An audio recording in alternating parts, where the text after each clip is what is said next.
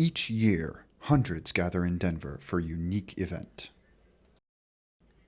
The Denver Zine Fest hosts many artists, thinkers, and activists to share in a long tradition of self-publication.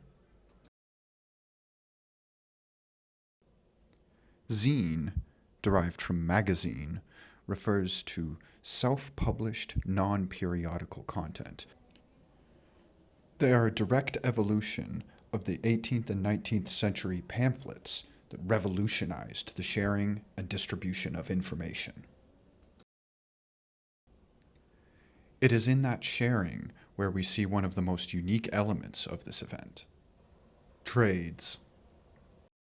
Denver Zine Fest provided an opportunity for the free exchange of art and ideas for all those in attendance. And, for those following in the footsteps of Jonathan Swift, a chance to advocate cannibalism.